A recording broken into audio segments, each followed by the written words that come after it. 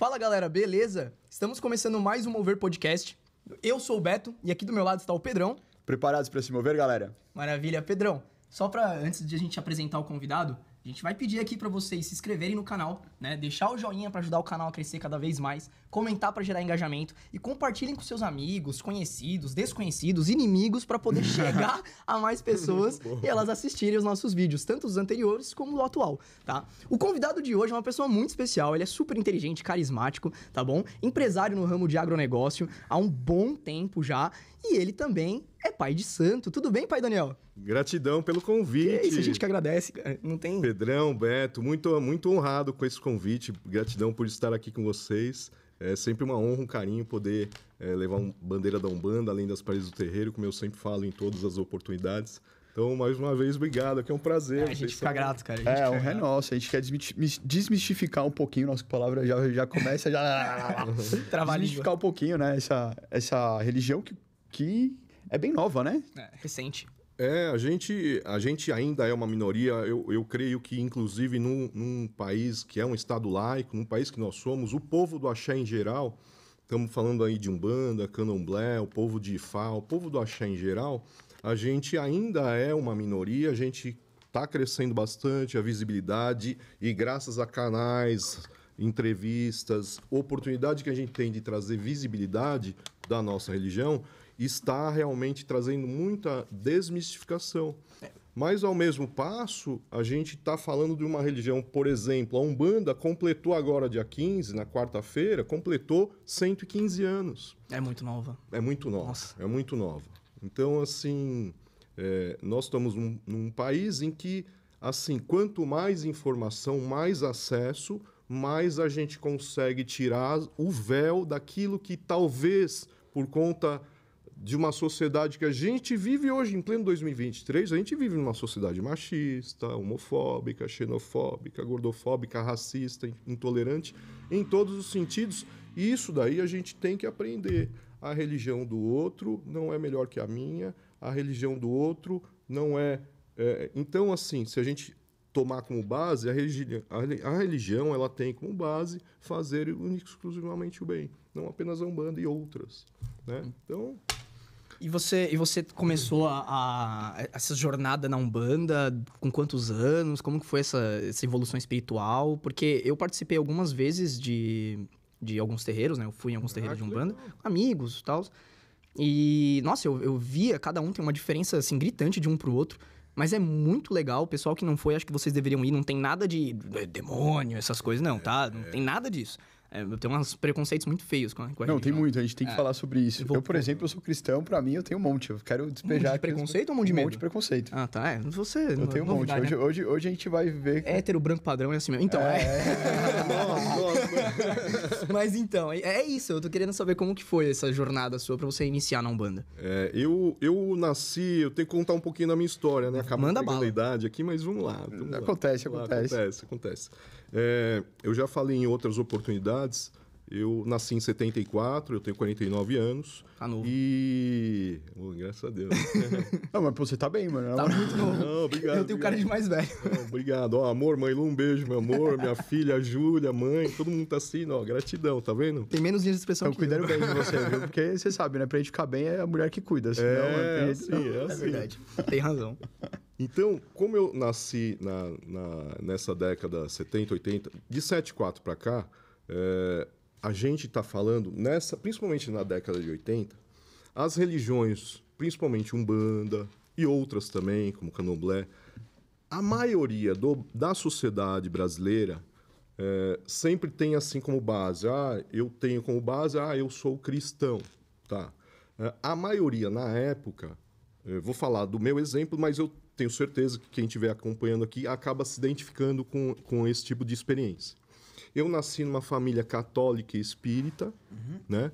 Na qual meu pai é desencarnado, né? Há 26 anos, minha mãe é viva. E eu nasci numa família católica e espírita em que a gente ia à missa aos domingos e fazia o evangelho no lar. Para quem ouviu isso, ou se denomina espírita ou espírita kardecista, você se identifica muito. Por quê? Porque não existia amarras em você ir na missa, em fazer o evangelho do lar e assim por diante, e também frequentar os terreiros de Umbanda que nasceram. A grande maioria dos terreiros de Umbanda, desde os seus primórdios, nasceram nas residências.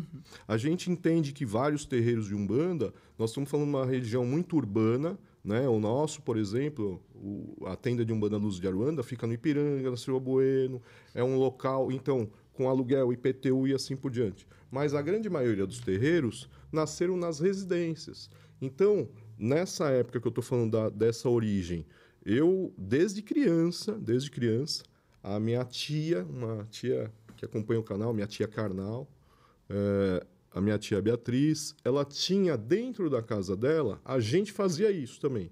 Ia na missa aos domingos, fazia o evangelho do lar, e na residência dela, que também era no Ipiranga, eu não lembro o dia da semana, porque eu era muito criança, mas vamos supor, era uma quarta-feira à noite, vamos fazer aqui o atendimento de Umbanda. O atendimento seria assim, as giras, você incorporar o caboclo, o preto velho e atender familiares, de repente parentes, amigos, vizinhos, pessoas muito próximas. Então, assim, é uma religião que normalmente traz os primórdios um culto muito mais intimista, familiar.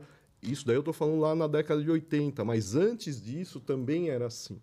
Até se estruturar em terreiros com uma estrutura maior, e assim, nesse sentido. Então eu comecei essa minha caminhada, mais ou menos, que eu me lembro, mais ou menos entre 7 e 9 anos de idade, eu criança, então, além de vai na missa, faz evangelho no lugar, com meu pai, com a minha mãe, eu tenho mais 2 irmãos, uma irmã mais velha, um irmão, sou caçula. E aí, no momento em que você vai, a gente ia na casa da minha tia, depois na cozinha, da cozinha para o quintal, era uma casa mesmo, residência. Na cozinha para o quintal, a gente ali, ela incorporava o caboclo, o preto velho, o herê, que é o mistério infantil, a criança na Umbanda, né, que a gente chama. Então, o Joãozinho, e eu criança, do lado ali, assistindo tudo aquilo, adorando o rolê. Falei, nasci, cara, esse é meu rolê. Eu me identificava, eu começava a entender que, obviamente, com uma criança de 9 anos, eu comecei a perceber que eu estava ali num mundo que para mim não era estranho.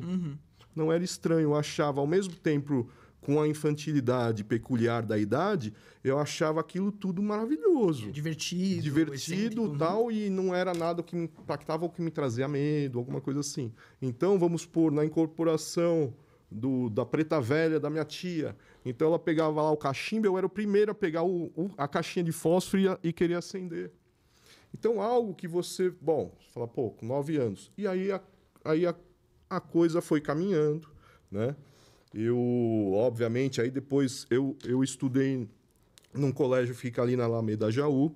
Meu ensino, na época, era, né, não era fundamental e ensino médio. Nós estamos falando, né, de um tiozinho aqui. Não, eu nem sei como é que é hoje em dia.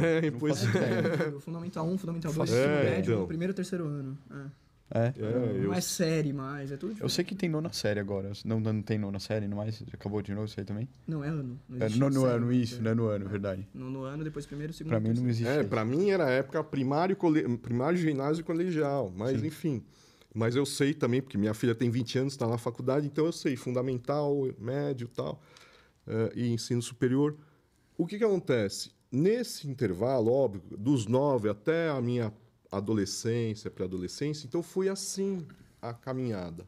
E aí, ao mesmo tempo, nessa época aí, vamos supor, com 15, 16 anos, eu estava no colégio, eu saía de lá, e a outra tia minha, a tia Elza, te amo, tia, a outra tia minha tinha um centro espírita chamado Lar de Jesus, né? E esse centro espírita, aí sim, o centro espírita kardecista. Então, como que é o centro espírita kardecista? Você entra, você tem as cadeiras para todo mundo sentar, você abre o Evangelho segundo o Espiritismo, você lê uma parte do Evangelho, faz ali o palestra tal, e aí você entra para salas ou para a sala de passe, que é o passe mediúnico e tudo mais. A diferença é que na Umbanda existe a incorporação. Então, você está na Umbanda diante da incorporação, da manifestação do espírito para a prática da caridade. Então, ali você vai estar diante de um médium que, através da incorporação de um espírito que já esteve encarnado em algum momento, ele se apresenta e ele pertence a uma falange, a uma hierarquia, e ele vai fazer o atendimento. No centro espírita, você trabalha com passe mediúnico, com irradiação, pelas mãos, pelo acoplamento, mas sem ter a incorporação. Então, assim, mais ou menos nessa época, imagina com 15, 16 anos, eu ia para o centro, chegava, colocava o avental branco por cima do uniforme, abria o evangelho, falava para algumas pessoas que estavam ali sentadas, umas hoje igual eu, tiozinho assim, outras mais novas. E assim, e ali você acha que você está fazendo o certo porque você está fazendo com amor. Eu não tinha a preocupação, assim como eu não tenho até hoje, a gente não tem que ter a preocupação de fazer apenas para acertar ou para agradar as pessoas. Eu simplesmente fazia e a gente faz com amor, né? Então, assim, lendo ali o Evangelho, fazendo uma abordagem, e depois as pessoas entravam para tomar o passe, saía, tomava o copinho d'água e ia embora para casa. E ali, a partir dali, eu comecei a sentir alguns... Eu estou falando isso porque minha tia e tal. Eu comecei a sentir algumas características que a gente sente na incorporação, que a gente hoje, eu, a mãe Lu, a gente ensina para os nossos filhos espirituais, quem vem em busca. As características, até fisiológicas, de você começar a sentir suor frio, começar a sentir uma batedeira maior, começar a sentir um suador mesmo, uma certa, às vezes, dormência. Aquilo já são características de quem está sentindo a proximidade do espírito, do guia espiritual, que tem ali a questão depois da incorporação, que eu vou explicar para vocês aqui no acoplamento mediúnico. Então, não é algo que você... não é algo que você apenas sente, é algo que também você sente de dentro para fora nas suas emoções. Você começa a sentir a presença. Então, estou falando algo peculiar. Na mediunidade de incorporação na Umbanda e na mediunidade no Espiritismo, por exemplo. Então, foi assim a caminhada. Depois disso, óbvio, aí eu estava me preparando, aí, terminando o colegial, me preparando para ingressar na faculdade de Direito.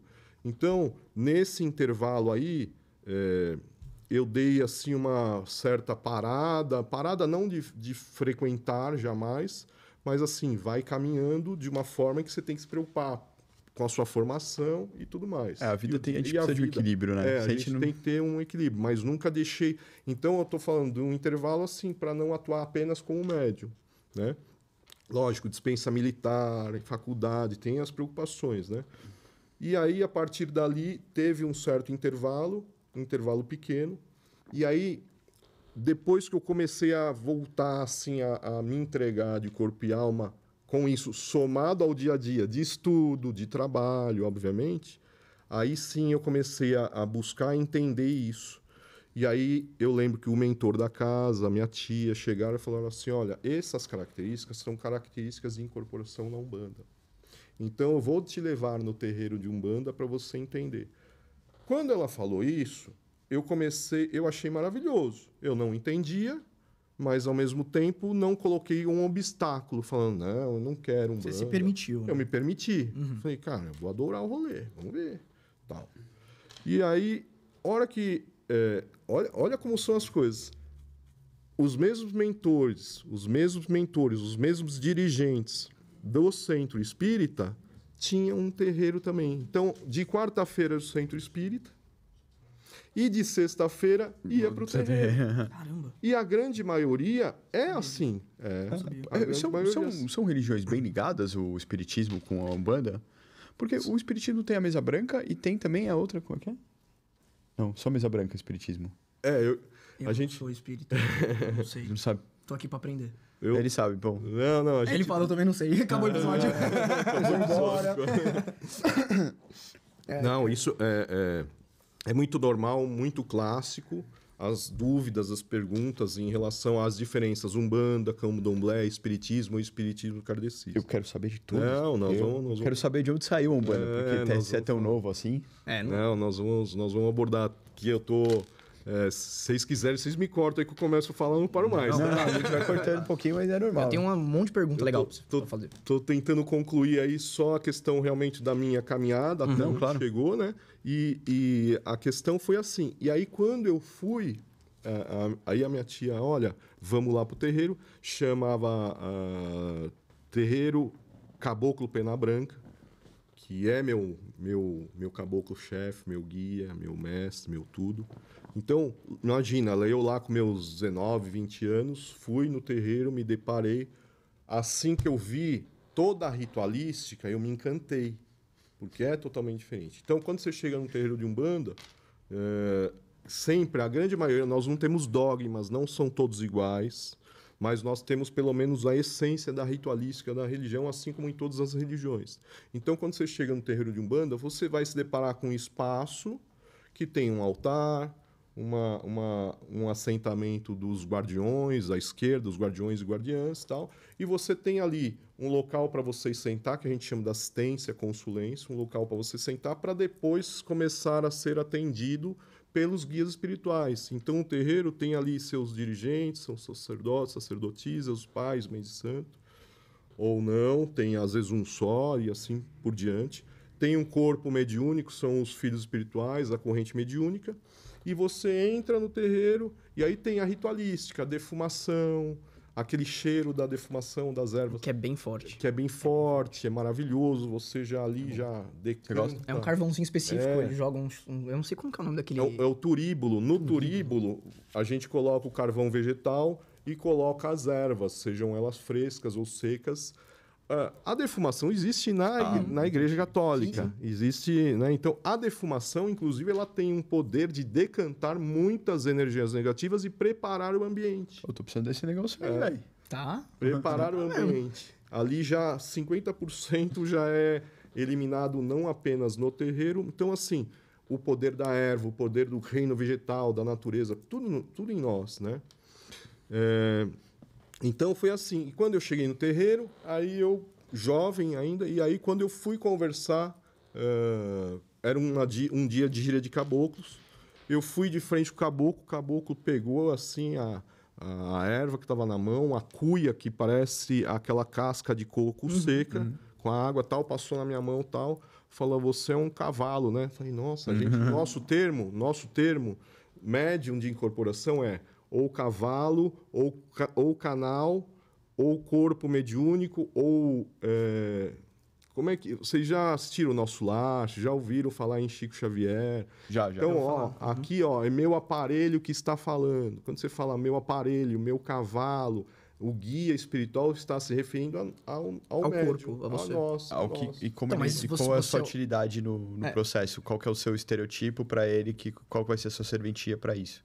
Então, o guia espiritual, ele precisa do médium, do canal ou do aparelho para que ele possa falar e utilizar, através do acoplamento mediúnico, através da incorporação, utilizar a nossa consciência para adentrar a nossa consciência. Ele vai utilizar nosso aparelho fonador, o gestual, que vai se manifestar e vai revelar o arquétipo da linha de trabalho que está atuando naquele dia. Então, seja o caboclo, o preto velho, o baiano, o boiadeiro, os herês, Exu, Pombagira e assim por diante, né? Qualquer linha. Então, ali, imagina que o acoplamento mediúnico, ele se dá através da nossa glândula pineal e através dos 7 chakras principais, ou chakras principais. Glândula pineal não é o terceiro olho que o pessoal fala por aí? Né? A glândula pineal, ela fica aqui exatamente bem no centro e a gente só descobre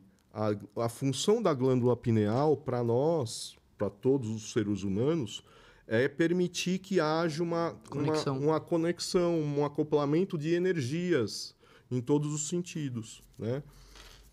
O Dr. Sérgio Felipe é um grande especialista em glândula pineal, ele já falou isso, médico, já explicou isso. Inclusive, nos exames, não é possível identificar a glândula pineal só depois que a gente morre. Ó, o Pedrão já tá travado. É, aqui, só depois que a gente morre. Como assim? Tipo, você fez uma cara, tipo, caralho. Sim. Isso eu aprendi com ele. É que eu não sabia de nada disso, eu não fazia ideia. Então eu tô assim. Você vai vendo as teorias das conspiração aí, você vê que muita gente fala que a maioria da população não pode nem tentar descobrir ela porque é perigoso. Por causa do acesso ao mundo espiritual e outras coisas. É problemático. Você tá brincando, né? Eu vou meter aqueles capacetes de alumínio que nem eu fez o Brigadeiro e Cogos. É o jeito. Mas você com essa energia boa que você tem aí, melhor você nem tentar, cara. É foda. Então, só pra vocês terem uma ideia, então, assim, é através disso que se manifestam as várias faculdades mediúnicas. A gente não está falando só de incorporação. Por isso que explica a mediunidade de... por exemplo, a intuição. A intuição é uma mediunidade. A clarividência é uma mediunidade. A clareaudiência. Quando tem, por exemplo, não é da sua religião, mas os evangélicos que incorporam lá, começa a girar e tal. Tem a ver com isso também ou é só farsa? Então, assim, é complicado a gente falar da outra religião, né?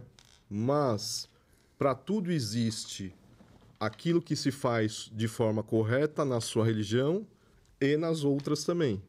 Tem algumas coisas que são corretas? Sim. Algumas que não são tão corretas? Não são. Então, quem sou eu para julgar se de repente a pessoa estava exatamente incorporada ou não? Na Umbanda a gente começa, com bastante tempo de experiência, a gente começa a perceber algumas coisas que, infelizmente, por conta do animismo, por conta do imediatismo, por conta do entusiasmo de quem está começando, e eu já comecei lá atrás, né? E até hoje a gente sempre tem a preocupação de chegar e falar assim, eu não vou mistificar, eu não vou imitar o guia, eu não vou fazer com que, através da minha irresponsabilidade, eu imite um guia espiritual. E ali, através daquele contato com alguém que está vindo em busca de uma orientação, um conselho, um passe magnético, energético, eu possa atrapalhar a vida da pessoa em vez de ajudar. Então, aí tem a ver com irresponsabilidade e, infelizmente, tem farsa, tem um monte de coisa em todas as religiões. Eu não tô falando que todos os evangélicos são, né? Tô falando que algumas realmente é muito estranho. Você vê, parece que qualquer um pode incorporar. Eu fui evangélico muito tempo, né? Assim, praticante. E, cara, eu nunca acreditei nessas porra. É mesmo? Eu olhava assim e falava, não me convence. Não, Banda, você acredita? Não me convence. Também não. Ah, tá bom. Acredita. Não, é normal. Não, é mentira. Não, não é... Ele é mó cagão. A gente tava falando esses dias num episódio... um episódio um pouquinho mais de coisas misteriosas, uns aliens Mais e dark, etc. Nossa, ele... Não, que isso, já tô com medo. O alien invadir minha casa. Calma aí, Imagina meu se ele for problema é na Umbanda. alien, aí que tá. Eu vejo um filme de espírito, a gente é de boa. Meu problema é com alien. Tá bom. Já vai... É que a gente é muito... O ser humano, a gente é muito visual. A gente, desde um filme que você vê, você já se impacta, você já começa a fazer comparações e tal. E a gente, Ele assistiu muito Contato de Terceiro Grau. Nossa, muito filme de alien, cara. Muito. Eu morria de medo e ainda adorava ao mesmo tempo, tá ligado? Tipo, eu ficava com medo daquele filme do ET do Spielberg, velho. Que o ETzinho, aquela coisinha... A Marina Silva? Não é a Marina Silva? É ele mesmo. Ele mesmo, tô ligado. Aí você virou, você entrou nessa... Então, aí acabei me tornando médium umbandista para atendimento. Então, no começo, quando você entra para um terreiro, para uma corrente mediúnica, a partir daquele dia que o guia falou, eu não concluí, né? Que o guia falou, você é um cavalo, você tem uma missão, uma caminhada aqui na Umbanda e tal. E naquele momento ele fez assim... E aí eu acabei incorporando meu caboclo, salve sua cobra coral, salve sua pena branca. Acabei incorporando. Assim, a hora que você traz a incorporação, a gente está falando de uma semiconsciência, um estado alterado de consciência. Não é uma inconsciência absoluta em que você vai, o seu guia incorpora, atende ou conversa tal, e de repente, a hora que desincorpora, você, o que aconteceu? Onde eu tô? Que país eu tô? Não é uma possessão, né? Não é uma possessão. Então você exatamente. lembra de tudo que aconteceu. Sim. A gente hoje eu garanto para vocês que praticamente 99% nós estamos falando de semiconsciência, porque não faz sentido o guia incorporar, te trazer ensinamento, valores. A hora que o guia está incorporado atendendo as pessoas, né? ele está também... A primeira ajuda, a primeira pessoa que está sendo auxiliada e absorvendo os valores que o guia está trazendo somos nós. Senão não faria sentido. Isso não quer dizer que todos, vamos supor, atendeu 30 pessoas. Não é algo que fica ali na mente, você fica assim, nossa, eu lembro de todos os atendimentos exatamente. Por quê? Porque a gente está em estado alterado de consciência. Nós estamos no transe mediúnico e, assim como eu e a mãe Lu ensinamos para os nossos filhos, a gente tem que ficar silente na mente, a gente tem que ficar quietinho, assim, a gente tem que deixar o guia trabalhar, senão a gente atrapalha o atendimento do guia. Mas agora vem um questionamento, que uma vez eu falei né, que eu comentei que eu já fui na Umbanda algumas vezes, principalmente com uma amiga minha, e ela é filha da casa e tudo mais, e até eu tinha questionado uma vez, eu falei assim, eles entram no estado de incorporação, mas eles se lembram das coisas que eu perguntei? Porque tem muita coisa que as pessoas perguntam, né, que são muito pessoais. Sim, né? É uma confidência. Fofoqueiro depois, né? Entendeu? Uma confidência. Com todo respeito, mas sabe, vocês lembram de tudo ou não? Tem um espaço, sabe, um limbo ali no meio. A gente sempre orienta também. Nessa questão, além da nossa responsabilidade, algo que de repente ficar guardado na nossa mente, isso eu digo assim, vamos supor, teve uma gira, nossas giras são de quinta-feira. Teve uma gira e eu trabalhei incorporado com meu guia, os nossos filhos com os guias e tal. Do lado sempre fica um médium chamado médium Cambone que traz um auxílio, né? Na hora da interpretação, na hora de acender o charuto, a vela, tal. Quando tá falando, né? Se eu não entender, tem uma pessoa que traduz. Tá do lado, então tá sempre com o bloquinho do lado, atendendo para te anotar. Então foi dado X banhos de ervas para você fazer, acender vela para o seu anjo da guarda e assim por diante, várias orientações. Então esse é um médium Cambone, fica ali praticamente um triângulo de força. O médium incorporado, na frente está a pessoa que está sendo atendida e do lado fica o médium Cambone. Pelo menos é assim na nossa casa e em muitos terreiros, tá? Então, o que acontece? Num atendimento, vamos supor que tenha sido uma gira de caboclos, uma gira de Exu, uma gira de Pombagira, não importa a linha de trabalho. Naquele momento, você está ali sendo utilizado como um aparelho mediúnico, como cavalo, como médium, e o seu guia está trabalhando, utilizando o teu aparelho fonador. Então, ele está ali trabalhando na sua consciência, é como se formasse uma terceira consciência, duas consciências, as consciências do guia espiritual, a nossa para ser utilizada, e ali é como se fosse formada uma consciência macro, para que isso seja transmitido. É óbvio que naquele momento, se você atendeu 30 pessoas junto com o seu guia espiritual, aliás, o guia espiritual que atende, né? Se você atendeu ali 30 pessoas, algumas coisas ficam na mente. Então, vamos supor, pai, seja mais claro. Atender uma pessoa que está em fase de divórcio, atender uma pessoa que está preocupado com uma questão de relacionamento, está preocupado com uma questão financeira e assim por diante, está querendo vender uma casa e está vindo pedir ajuda para o guia espiritual. Algumas coisas ficam na nossa memória, mas assim, naquela memória de algumas horas depois. Algumas coisas. Outras não ficam na nossa memória. Mas o que fica na nossa memória é o atendimento que o guia fez para mudar um pouco e ajudar o auxílio daquela pessoa. Então, o que normalmente o guia deixa na nossa mente? A pessoa poder fazer uma firmeza, uma oferenda ou uma concentração maior de ter fé para que ela tenha fé que aquilo vai acreditar. Então, foi orientado para que a pessoa acendesse uma vela branca, uma vela verde, uma vela amarela, por exemplo. Aquilo fica na nossa consciência e fala, nossa, isso daí é importante para quando eu tiver numa dificuldade na vida, para quando eu estiver prestando vestibular, para quando eu estiver tentando fazer um novo negócio. Aí algumas coisas ficam assim. Agora, do resto, é muito difícil ficar... Vem uma sabedoria a mais ali, mas ficar então, com a história de todo mundo é difícil. Tudo fica agregando, Agora, e aí entra essa responsabilidade de repente, olha, meu guia atendeu um caso de uma... possível separação, caso de alguma pessoa que de repente está com uma coisa muito íntima. E isso daí é algo que, principalmente, o médium que está do lado do médium Cambone tem ali uma responsabilidade de trazer isso aí como uma confidência de algo que a pessoa vem em busca.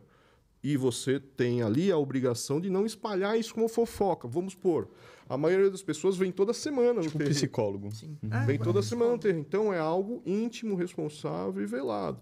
Não dá para chegar, apontar o dedo, olha, aquela pessoa está se separando, aquela não pessoa... vamos julgar, né? Não, sem julgamento. E você pode tirar... Vamos desmistificar um pouquinho, tira uma dúvida Vamos. de muitas pessoas, né? A Umbanda, ela tem a ver com o cristianismo? Se a gente pensar cristianismo, nós vamos falar antes de Cristo, depois de Cristo. Aí sim, nós estamos falando cristianismo. Catolicismo é outra coisa, né?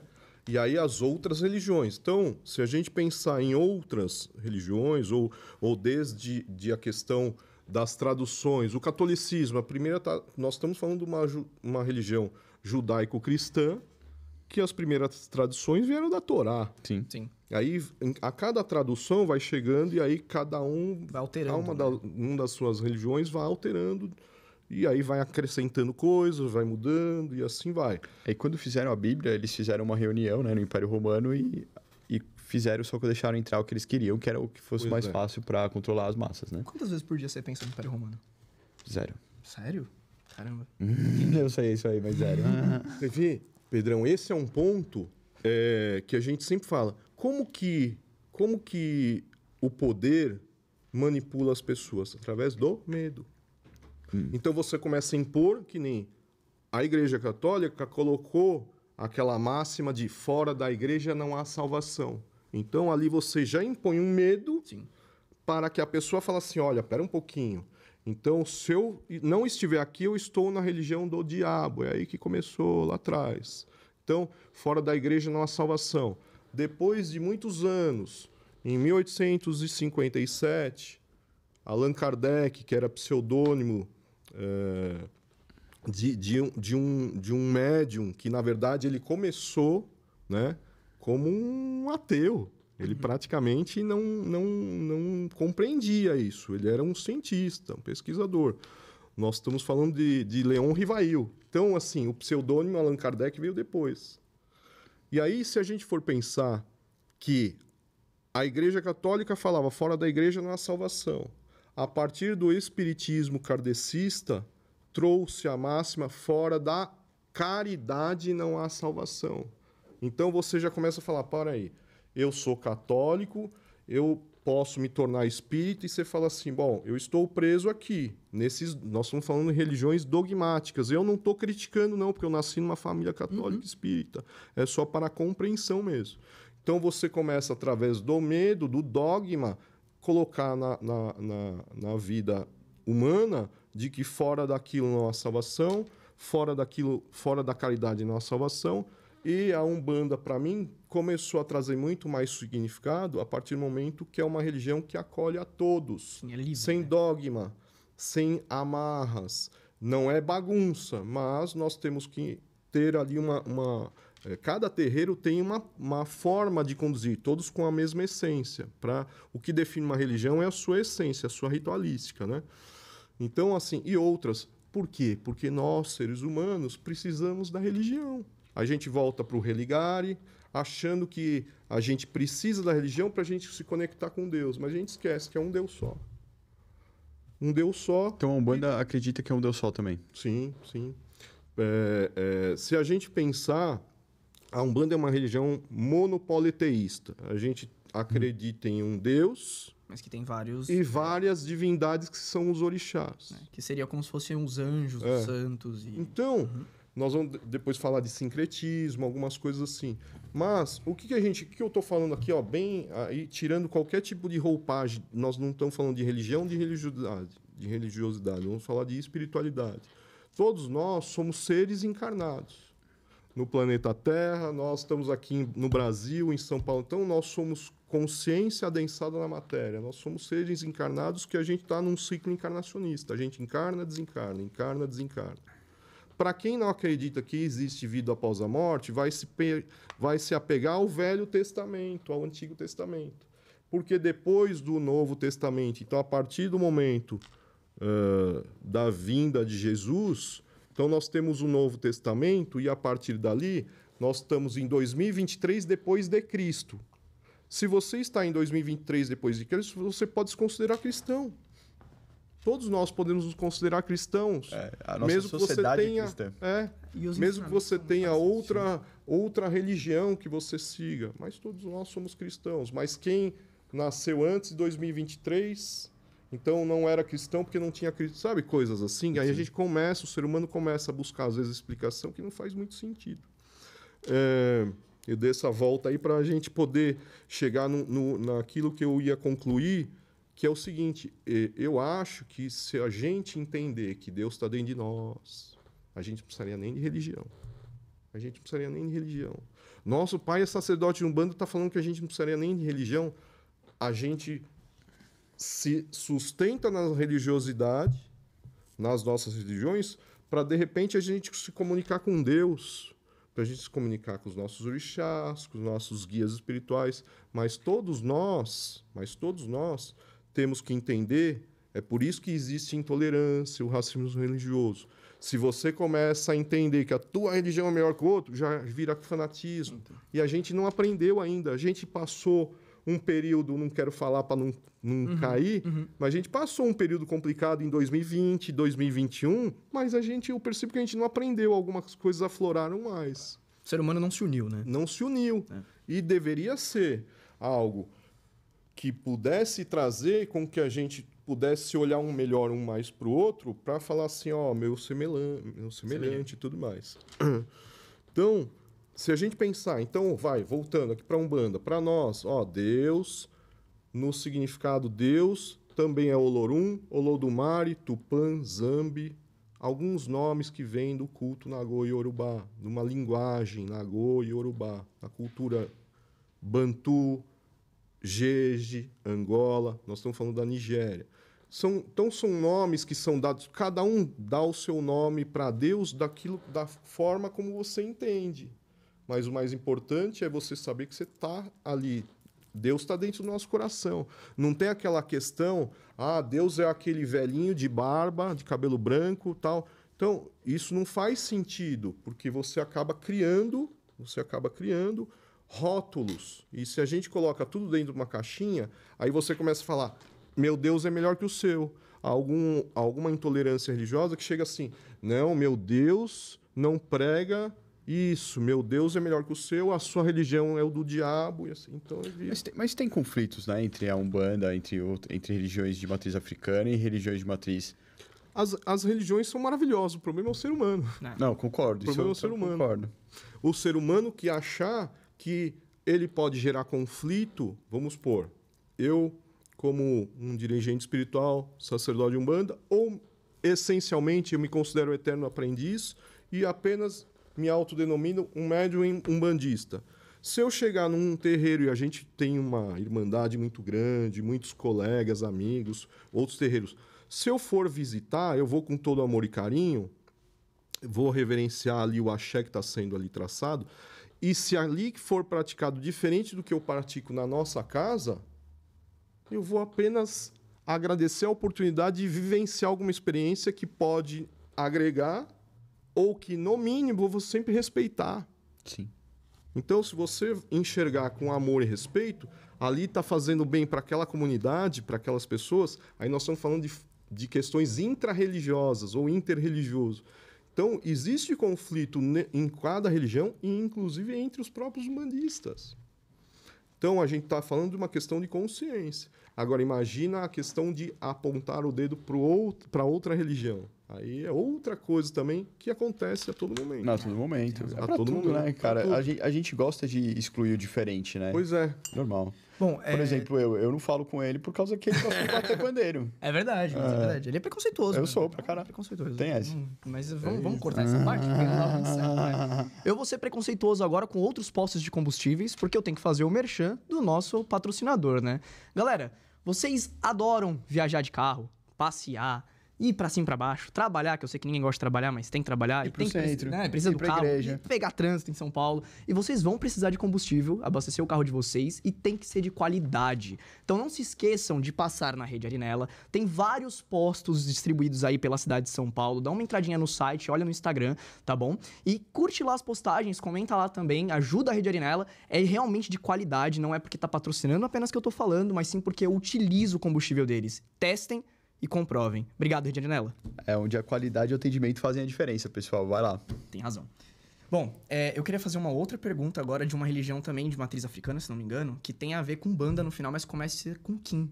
E eu já vi muita gente falando mal, que é pesado. Kimbanda. Kimbanda? Já ouviu falar? Eu não sei se tá na sua alçada, fala sobre isso. Não, nós vamos transitar em todas as... E o que eu puder responder, eu vou responder. Então, o que eu não souber, eu vou falar. Vamos lá. Se a gente falar de algumas religiões... A Umbanda é uma religião afro-indígena brasileira. O que eu quero dizer com isso? Uma religião aqui do Brasil, genuinamente brasileira, com influência do culto afro-indígena. Nós estamos falando até dos tempos de escravidão. Nós vamos falar disso daí, porque é o que eu falei para vocês. Através de uma lei federal, a gente tem o dia 15 de novembro como o Dia Nacional da Umbanda. Mas antes da Umbanda, com essa estrutura, depois eu entro na questão aí da história de Zélio de Moraes e tal, com essa estrutura, nós estamos falando de outras religiões também, que existem também no Brasil, o catimbó, o tambor de Minas no Maranhão, a Jurema Sagrada, o próprio xamanismo e outras religiões que, através daquilo que foi trazido dos nossos ancestrais, da cultura do indígena, do negro escravizado, que trouxeram algumas questões do culto Nagô-Yorubá, e aí sim, a Umbanda, estamos falando também da Quimbanda, dos cultos de nação. O candomblé aqui no Brasil é diferente do candomblé praticado na África. Uhum. Então, nós estamos falando, a Quimbanda, ela é uma religião que tem um foco maior com a presença dos arquétipos de Exu e Pombagira. Então, tem uma ritualística um pouco diferente da Umbanda, mas é uma religião. E eu não vou ficar falando mal de uma religião alheia. Mas tem umas coisas que pegam muito pra cabeça das pessoas aceitar. Que, por exemplo, eu sei que tem... não sei não, né? Eu ouvi dizer que tem sacrifício animal... tem algumas coisas que o pessoal fica meio... Porra, o que é isso que eles estão fazendo, né? E a gente sempre associa, principalmente o pessoal católico, pessoas mais antigas... Sim. A demônios, né? A cultos satanistas, etc. E antigamente tinha, né? Sacrifícios, né? Inclusive na religião. A igreja sacrificava mulheres. Mulheres, não. A Inquisição. Nossa, a Inquisição foi assim. A Inquisição foi verdade. As bruxas sofreram, mas o sacrifício de animais como oferendas tinha outras religiões. Tem então, mas foi chegando num nível onde a gente... Pô, vamos parar. Exatamente. Né? Elas evoluíram e falaram, não, agora eu não vou mais sacrificar nada. Hoje em dia, você sacrificar um animal até pra comer já é perigoso, imagina pra fazer ritual. Não, quando eu vejo aquelas galinhas mortas na esquina lá com um monte de vela, eu falo, pô, por que mataram a galinha, velho? Não tinha uma pinga pra botar aí, não. Ficou, sério, isso me estressa. Porque, pô... Pedrão defensores da animais. Então, a Mãe Lu é vegetariana, já foi vegana, tal. Existe uma questão em relação à emulação ou sacrifício, eu não gosto tanto da palavra, mas algumas coisas que fazem parte de um ritual que é sagrado para dentro daquela religião. Então, a gente também não pode ter a hipocrisia de achar que por conta de um corte de animal numa situação ali com a finalidade religiosa, vai ofender a sociedade que toda hora as churrascarias estão lotadas. Não tô falando nisso, tá reclamando do daqui, eu vou churrascaria. Ele tá reclamando da galinha morta e vai comer churrasco. Não, Pedrão, é uma reflexão. Eu sou hipócrita, eu nunca falei que não. Não adianta. Não tá no seu lugar de fala. Então, assim, a questão de... Óbvio que você fala, não, mas isso veio do matadouro. Então é uma questão de produção, né? Agora, se você pensar assim, olha, que absurdo, tem o corte ali de uma galinha, de qualquer outro animal, naquela religião, então trazer isso, vamos supor, na Quimbanda se faz assim, tem terreiros de Umbanda que por conta da vivência dos dirigentes fazem o corte. Eu não faço, mas isso daí não quer dizer que eu não vou respeitar... Quem faz? Os primórdios da Umbanda, na sua essência, não tem o corte.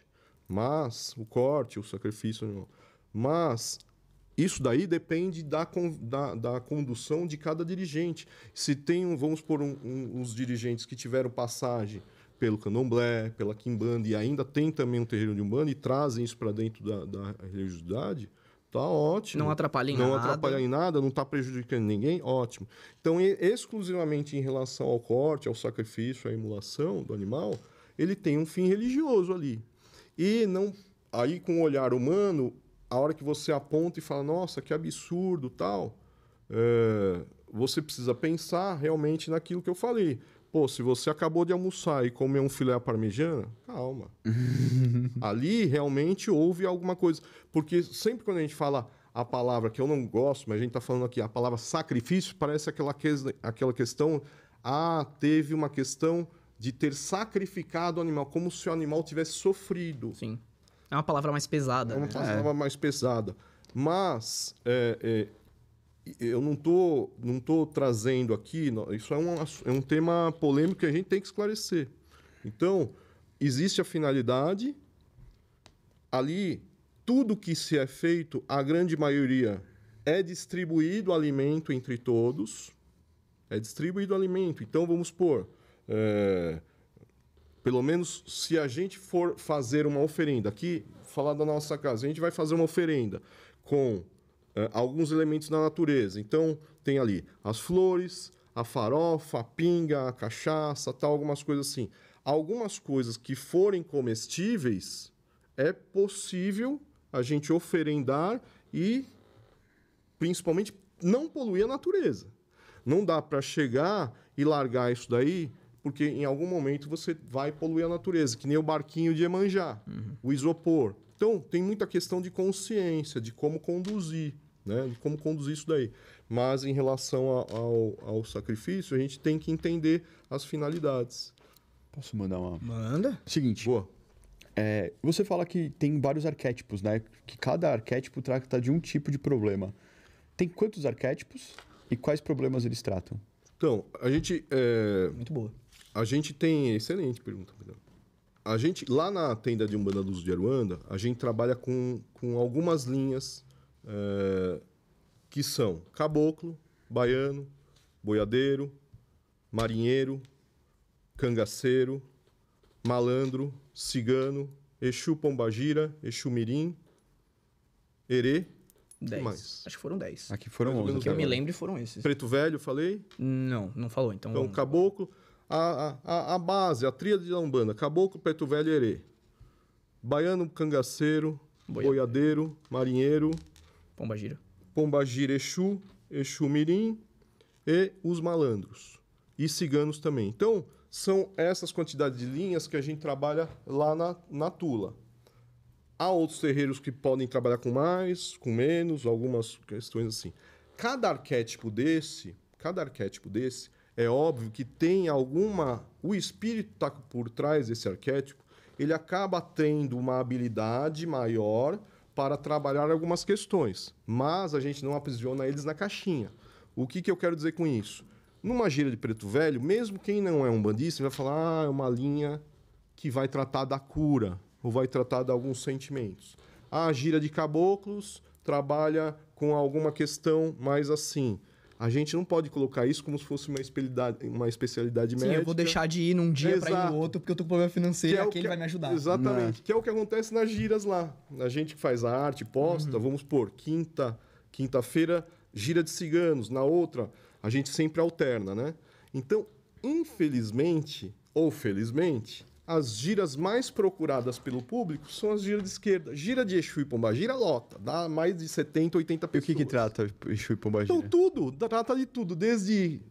Olha só. É porque são os nomes, eu acho que são os nomes mais conhecidos. Então o pessoal acha que é os mais fortes, os mais poderosos. Porque a gente, assim, a gente usa a roupa branca, em dia de gira de esquerda é o preto e vermelho. Tem o uniforme da casa e tudo mais. Então, o que acontece? As pessoas tendem a lotar essas giras, essa de ciganos, a gira de malandro, que tem o arquétipo de Zé Pilintra, da malandragem e tal. E, de repente, uma gira de Preto Velho vai menos, porque você começa a colocar numa caixinha a especialidade daquela linha. Então, você fala, puta, eu tô com problema na empresa. Eu vou esperar o dia da gira de Exu e Pombagira. Eu vou esperar o dia da gira de malandros. Eu tô com um problema de saúde familiar. Eu vou esperar a gira de Preto Velho. Eu tô com uma questão de abertura de caminhos. Vou esperar o dia que vai ter a gira de caboclo. Ou seja, as pessoas começam então, você começa a colocar numa... Isso é uma questão. Isso daí... É um egoísmo da parte da pessoa. Sim, né? É egoísmo, mas eu entendo até falta de conhecimento. E por isso que antes da abertura... Eu falo daqui a pouco para vocês como funciona a nossa gira lá, que é o atendimento ao público.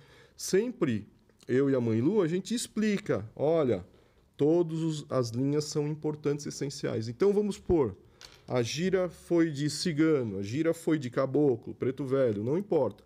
Estou com uma questão, porque se a pessoa chega e está na frente do guia, ela vai falar assim, eu vou falar por Exu que eu estou com um problema gástrico.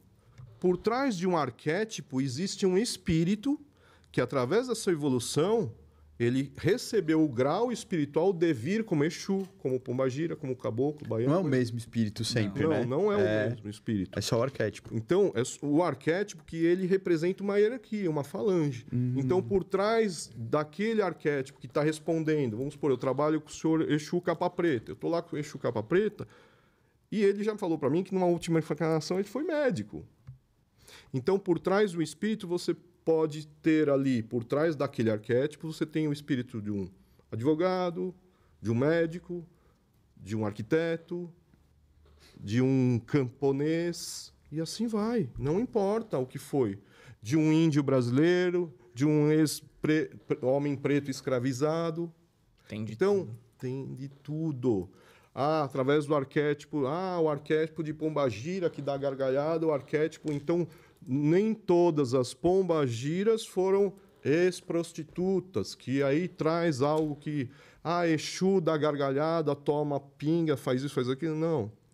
E traz ali alguma coisa que dá uma impressão, um impacto de que, através daquele guia, por trás dele não pode ter tido um médico, por exemplo. Mais um preconceito. Não, na igreja, sempre que alguém tá traindo o marido, tá saindo por aí, fala, tá com a pombagira. Mas virou... É sempre assim, eu não sei se... Você vê, muitas coisas nascem de uma resistência. O arquétipo de Pombagira, por exemplo, começou a aparecer nos terreiros antes da Umbanda, na macumba carioca. Macumba carioca ou a macumba, o termo, por isso que vem o termo macumbeiro, chuta que é macumba, essas coisas assim. Macumba era uma religião. Hoje não se vê mais, porque ela foi se dissipando e a maioria dos guias que se apresentavam, dos guias espirituais que se apresentavam na macumba carioca, se apresentam na Umbanda, em outros cultos. Mudaram a linha de atendimento para não ter dor de cabeça, né? Não, é que a religião vai se perdendo um pouco no tempo, né? Como de 1908 para cá, por exemplo, muitos terreiros de Umbanda foram abrindo e tal. Então, algumas religiões, que nem eu falei no comecinho, de outras religiões, o Catimbó, a Jurema, a Macumba Carioca, os cultos de nação, tambor de mina no Maranhão. Algumas dessas religiões, hoje, não têm mais força, praticamente, não existem mais. Então, os guias começaram a se apresentar nos terreiros de Umbanda. O guia precisa trabalhar, precisa do médium para ele se manifestar e ele precisa do espaço para ele trabalhar. É uma missão deles também. É uma missão, né? Sim. Assim como a nossa missão de evolução, os guias também estão em missão de evolução. O grau, você ser um guia, você se apresentar, eu trabalho com o seu cobra coral. Eu sou o caboclo cobra coral, sou o caboclo pena branca. Eu sou o preto velho pai João de Angola. Ele está respondendo de forma anônima. Ele está respondendo a uma hierarquia que ele pertence.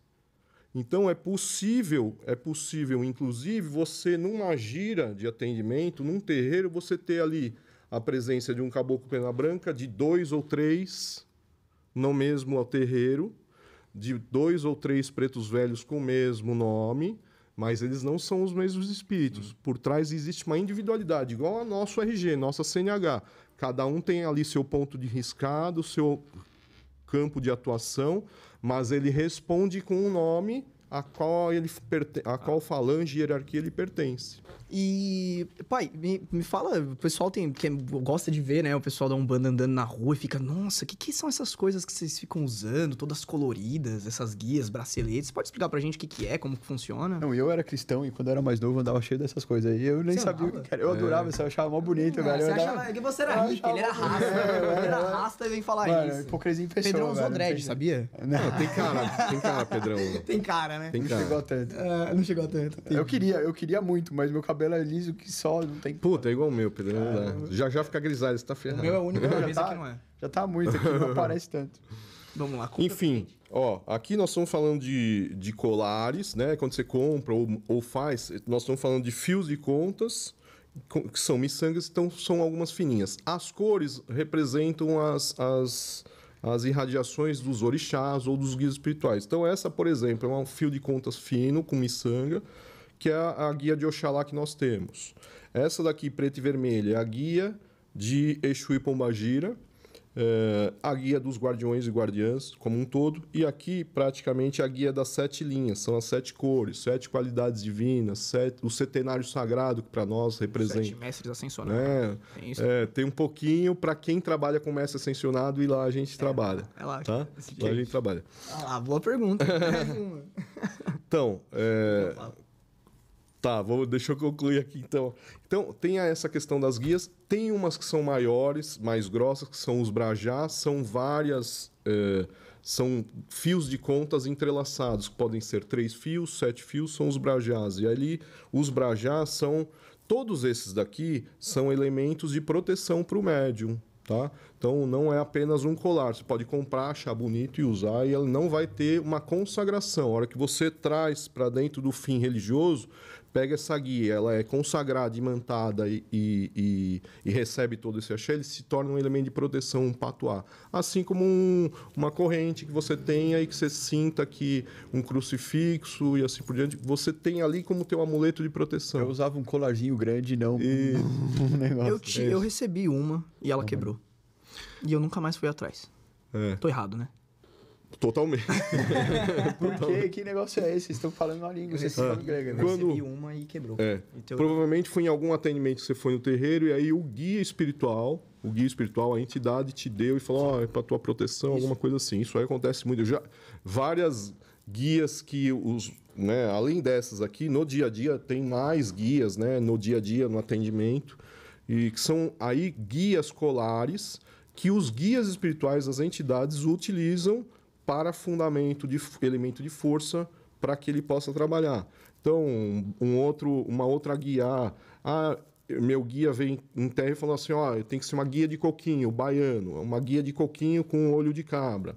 Tem que ser, é o guia espiritual que traça a guia, o colar que ele precisa para o médium e para ele trabalhar, por exemplo. Então, é por isso que às vezes vocês olham, tem bastante guia no pescoço, alguma coisa assim.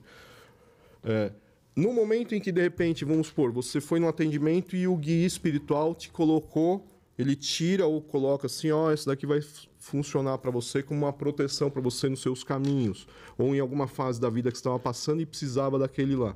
Se, de repente, a guia estourou, pode ter algumas possibilidades. A primeira delas tinha que estourar. Não põe bobagem na cabeça e fica achando que algo de muito ruim vai acontecer na sua vida porque estourou. Em algum momento a guia vai estourar. A guia sem estourar já acontece muito. Então... A gente sempre fala, né, para não ficarem criando, né, algo na cabeça, principalmente médios, iniciantes ou não, a gente não fica botando na cabeça, tudo é demanda, tudo é trabalho, eu estou magiado, não. Você assistiu o episódio da Chay? No nosso eu canal? assisti. Você viu o que ela falou sobre a minha vida?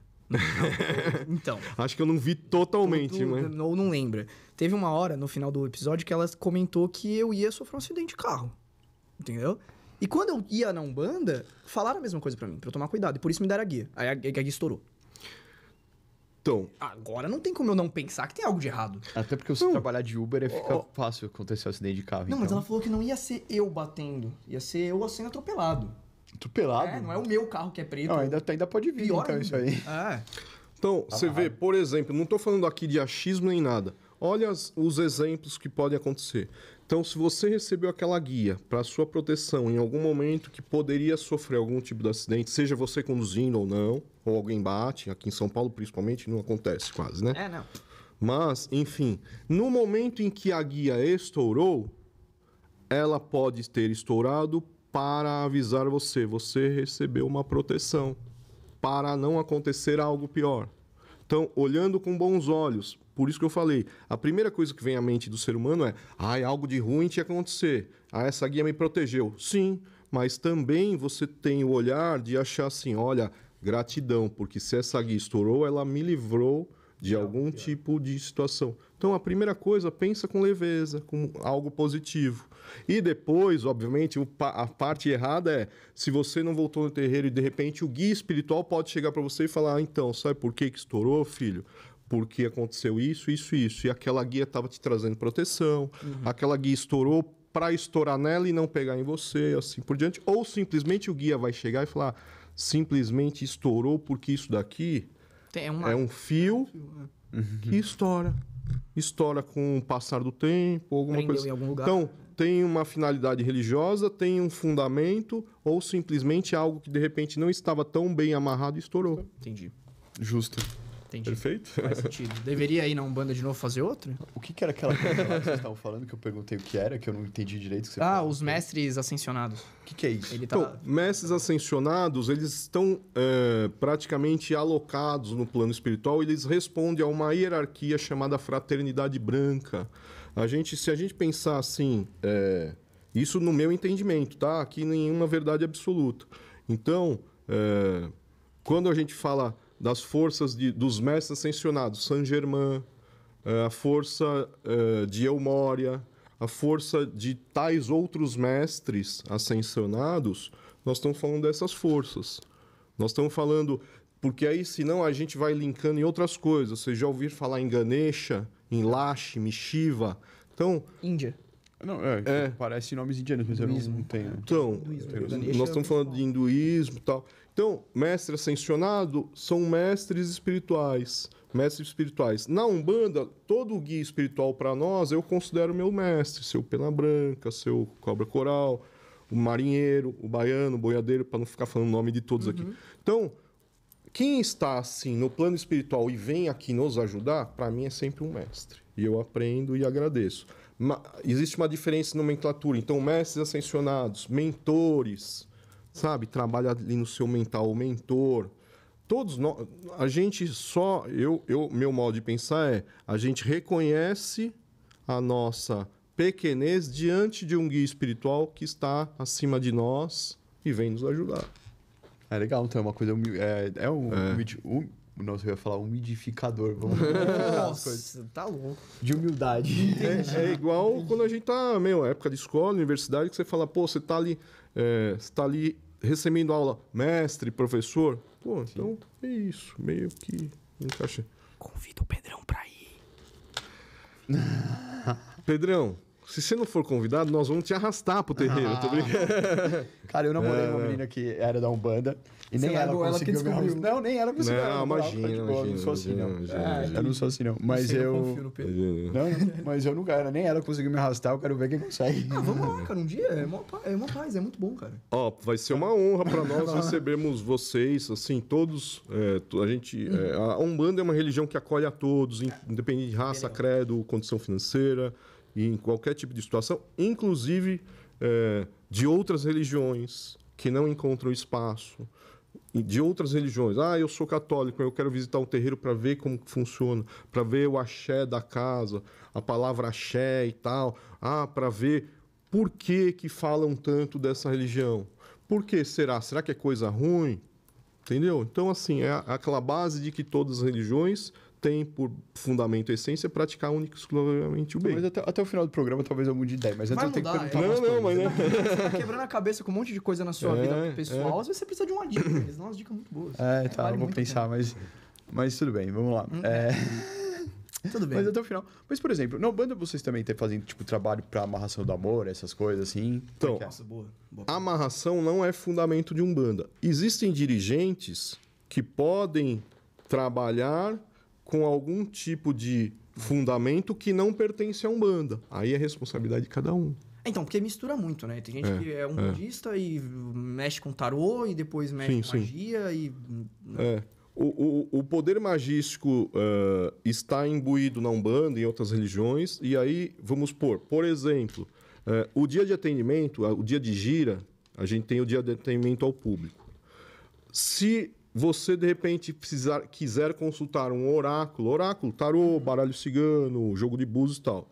Eu me iniciei em Ifá Orunmilá e vou, a partir de 2024, trazer, através da sabedoria Ifá Orunmilá, através do jogo de búzios, revelar através do oráculo, atendimento. Então, atendimento com horário marcado é outra coisa. A Mãe Lu trabalha com atendimento, para muitas pessoas, com baralho cigano, que é um oráculo. Então, agenda tal. Diferente daquele dia que é específico da gira gratuito, atendimento ao público, porque o atendimento é feito pelos guias espirituais. A gente é só, como dizia Chico Xavier, que eu tive o prazer e a honra de conhecer e beijar a mão dele, lá em Uberaba, sim, convivi, eu, minha mãe, enfim, tive a honra. Para mim, eu não tenho... o pai é um bandista. Amo. Para mim é o maior mestre médium que a gente teve. Ou assim como outros, assim como Siddhartha Gautama e assim por diante. Então, assim... Chico dizia, a gente é apenas o carteiro. Se ele, que para mim é uma referência, e tantas outras pessoas antes de mim, os decanos da Umbanda, pai Ronaldo Linares, que conviveu com Zélio de Moraes, é presidente da Federação Umbandista do Grande ABC, a qual eu sou filiado como sacerdote. Eu acho, sempre com muita gratidão, muito amor e carinho, peço a bênção, a gente tem uma... né, assim como ele, pai Jamil Rashid, outros que vieram antes de nós, que a gente fala assim, se a gente está trilhando um caminho um pouco mais suave hoje, é porque essas pessoas começaram lá atrás e trilharam um caminho muito mais duro do que nós. Sim. Hoje a gente está aqui em podcast, rede social, que eu estou no Instagram desde 2013, 2016. Então, coisas que, se a gente pensar, a Umbanda, lei federal, foi em 2012. Há pouco tempo atrás, em redes sociais, você só conhecia um terreiro por indicação de alguém. Mas é mesmo. Hoje você já vê uns TikToks. Você já vê. Então, eu tenho... eu fico louco lá. A gente fala... tem gente que deve pensar, nossa, será que o pai e a mãe têm social media? Social media sou eu e ela. Faço a arte no aplicativo, divulgo a gira, tem que administrar a página de Instagram, Threads, X... Sim. Vai longe, eu não aguento. Inclusive, falando de rede social, não sei se você chegou a ver, ou você também, Pedrão, teve uma mulher no Rio Grande do Sul, que ela, se não me engano, é mãe de santo, não lembro exatamente, que na frente da casa dela, ela colocou uma estátua, sabe, de uma entidade. E aí, gravaram uns vídeos falando que a casa era do demônio, que não sei o quê, e ela foi lá, tipo, no TikTok, abriu o bocão, falou um monte de coisa, ficou super famosa, e agora tá cheio de seguidor, e um monte de gente indo, porque ela desmistificou. Aí você olhava e falava, é do diabo. E, mano, muito famoso. Você vê? Você vê, através de uma questão que começou como um hate, como um cancelamento... Fizeram um marketing pra ela. Ainda aconteceu de forma positiva. Mas, obviamente, o trabalho que deu para desmistificar, ou assim, você chegar num ponto de você falar assim, ou eu não ligo, ou eu vou tentar explicar para todo mundo, e a gente nunca vai agradar a todos, óbvio. Nem Jesus. E, enfim, a gente nem tem que ficar buscando isso. Mas algumas coisas que, de repente, nesse caso, foi positivo, né? Muito positivo. O pessoal, ela anda de carrão, Fiat Toro Zero. O cancelamento é uma via de duas mãos, né? Estão cancelando, então outros que estão falando... Falem bem ou falem mal, mas falem de mim. Se alguém discorda de alguma coisa, quer dizer que um monte de gente concorda também. Sim. Tudo é proporcional. Toda unanimidade é complicado, não dá. Pai, a gente tá chegando próximo do horário que a gente tem que finalizar o episódio e temos um quadro aqui no nosso podcast que chama Mover a Língua, tá? E a gente pergunta uma palavrinha pra você, fala uma palavrinha pra você, e aí você responde, né, o que vem na primeira coisa na sua cabeça. Tá. Mas antes da gente fazer, né, a gente tem que fazer o nosso merchanzinho do próximo patrocinador, Pedrão, é com você. Tá certo. Pessoal, a Tesa Leilões está aí no mercado há anos, uma empresa super confiável, que você tem a oportunidade de comprar as casas, os imóveis e outras mercadorias também, mas principalmente de imóveis, por um valor muito abaixo do mercado. Por quê? Porque é leilão. Então, o preço inicial sempre está com descontaço. Você vai concorrer pelo imóvel e tal, mas você tem a oportunidade de conseguir um negócio, realizar seu sonho por um valor muito, muito abaixo do mercado. Então, siga a Tesla Leilões para realizar os seus sonhos. E é isso aí, galera. É isso aí. Obrigado, Tesa. Então, vamos começar as perguntinhas, as palavrinhas pra ele? Manda ver. Primeira Vamos coisa lá. que vem na mente, hein? Pode começar, Pedrão. Pompa. Pompa? Eu nem sei o que é. Também não sei Também o que não sei é. o que é. Você vê como as pessoas... Encruzilhada. Encruzilhada. Para fim religioso, os caminhos que a gente tem na vida, os obstáculos. Para fins mais tranquilos, tradicionais, seria um entrecruzamento de vias que a gente tem em toda a cidade. Ah, sim. Direto. Feitiço.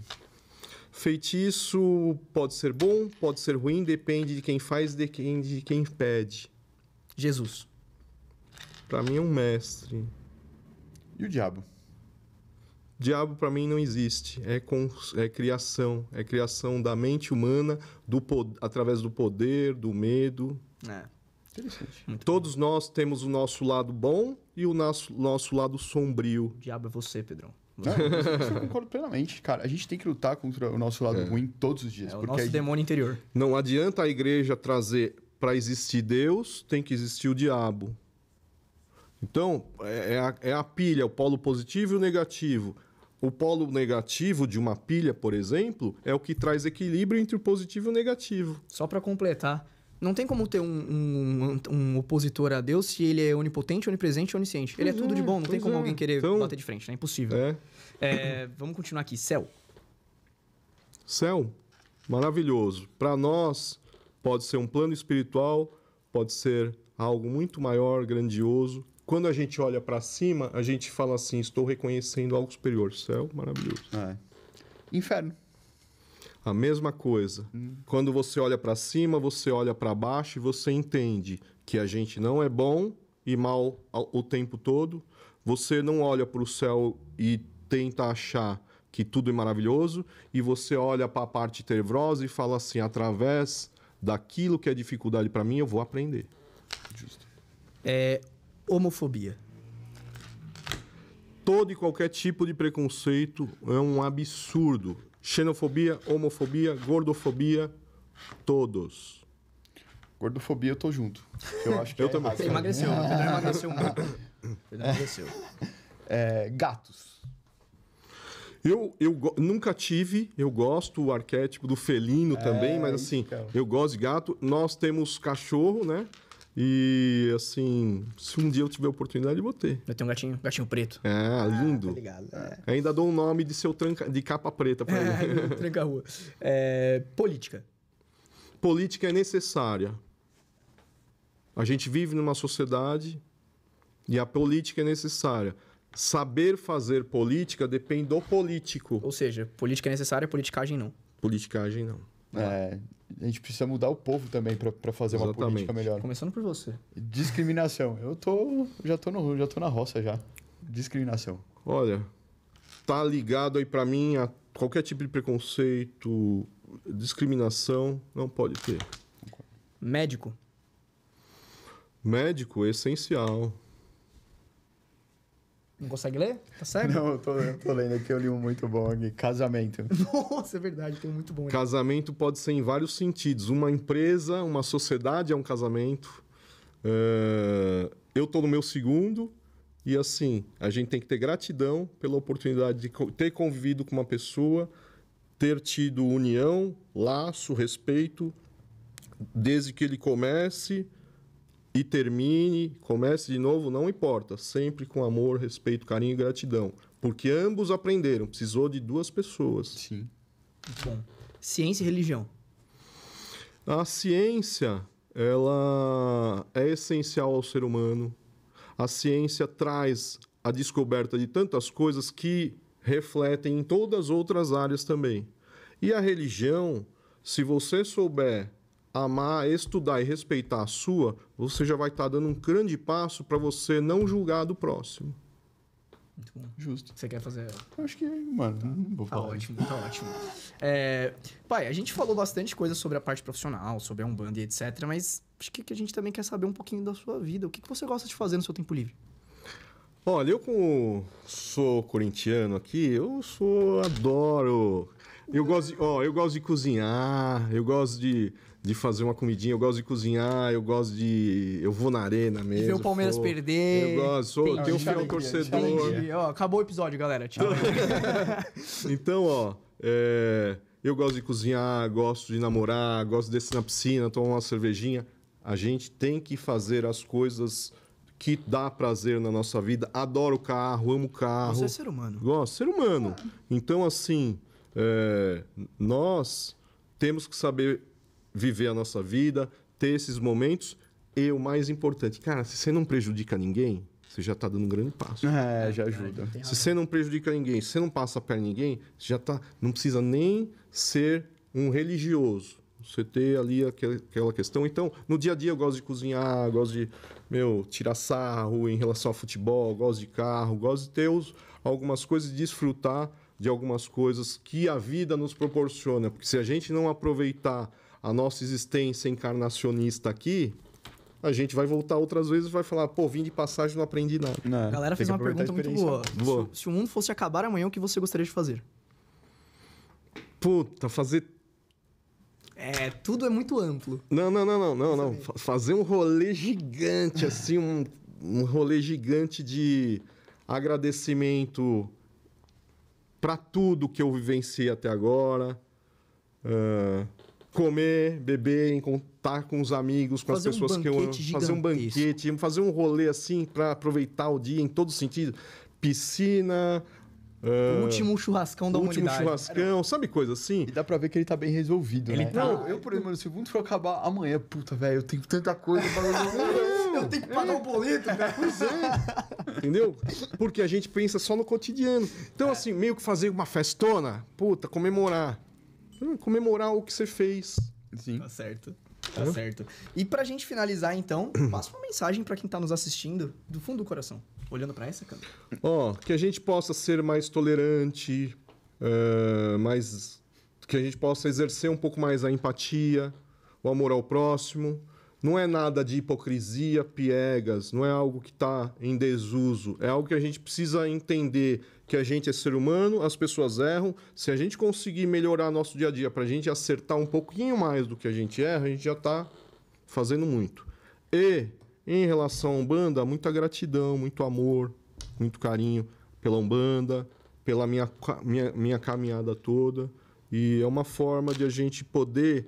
Quando a gente pode levar a sua fé, a sua verdade, a sua religiosidade para os outros, é através dessa oportunidade. Mas, com o dia a dia, se a gente conseguir se tornar uma pessoa melhor a cada dia, eu acho que a gente começa a acertar um pouco mais. Eu acho que hoje aqui a gente teve uma coisa de melhora pessoal, né? Porque eu sou cristão, assim, tenho meus extremos preconceitos com a Umbanda, com a Macum, com as religiões. Tinha, né? Não, cara, é difícil a gente quebrar todos, assim. Mas o que eu acho legal é que você tem... A religião não é que define a gente completamente. A gente pode sentar, tomar uma... Quando você quiser ir no jogo, a gente vai junto. Pô, eu amo esse moleque aqui. E a gente tem religiões diferentes. É verdade, pô, você sabe. Então, assim, o legal é a gente... Hein? Então, isso que é legal. A gente não precisa, só porque a gente tem uma contradições, coisas que a gente não se entende, que a gente não pode sentar, conversar, tomar uma, ser amigo. Esse é o ponto. Porque são pessoas boas. A gente tem que julgar as pessoas pela média delas. Então, assim, na média são pessoas ótimas e, mano, a gente tem que ser amigo. Não importa a religião, não importa a política. Não briguem por causa dessas merdas. Pedrão, filósofo, cara. Eu gostei. Eu acho até... sabe o que é legal? Às vezes, você, de forma saudável, é amigo. Chegou um macumbeiro. Sabe coisas assim que a gente brinca... Assim, num hall de amizades. Então, vamos supor que a gente se torne amigos, a gente vai fazer um churrasco e tal. Puta, chegou o pai macumbeiro, então... Senta aí, macumbeiro. Entendeu? Quando a gente faz isso sem um tom pejorativo, é uma forma até carinhosa. Não é maldade. Não é maldade. Não. E a gente pode conviver. Então, não tem a ver... É isso que vocês falaram no final. A gente poder conviver e ainda brincar, tirar um sarro, tal coisa... que a gente está numa relação humana e a gente tem que viver sem hipocrisia, sem bobagem, cara. Sem muita... sem muita roupagem para as coisas, para começar, não chama fulano porque ele é macumbeiro. Não chama fulano porque ele é corintiano e eu sou palmeirense. Não, mas aí é difícil. Entendeu? Aí eu entendo. Aí eu te concordo, pô. A gente precisa parar de ser besta, né?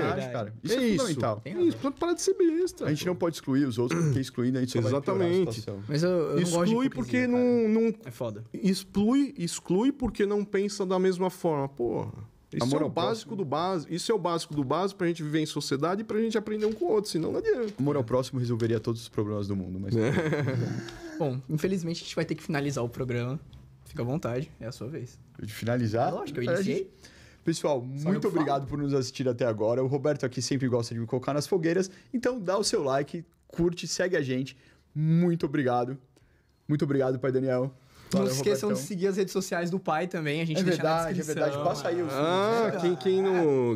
Primeiro, de novo, ó, gratidão pelo convite, pelo carinho. A gente brincou aqui, conseguiu conversar de forma séria, leve e conseguiu, espero que eu possa ter esclarecido algumas dúvidas de quem está aqui acompanhando. Para quem não nos conhece, segue lá, @DanielGavoUmbanda no Instagram. Na bio tem vários links de outros episódios também. E ali o dia a dia da tenda de Umbanda Luz de Aruanda. Ali o Manhilu.umbanda também. E ali é fácil de achar a gente, conhecer, entender um pouquinho. E é isso, gratidão, axé. Se inscreve e comenta no nosso canal também, compartilha e deixa o like. E compartilha nos grupos, não é? Eu não vou e tal, mas eu acho que todo mundo deveria ir, ver como é que é, tirar suas próprias conclusões. Então, Pedrão, vai, a gente vai arrastar ele. Sim. Obrigado, galera. Até mais. Valeu. Axé. Falou, tchau, tchau. Gratidão. Fala que me ama e não responde o WhatsApp. Tô vendo isso daí. Vamos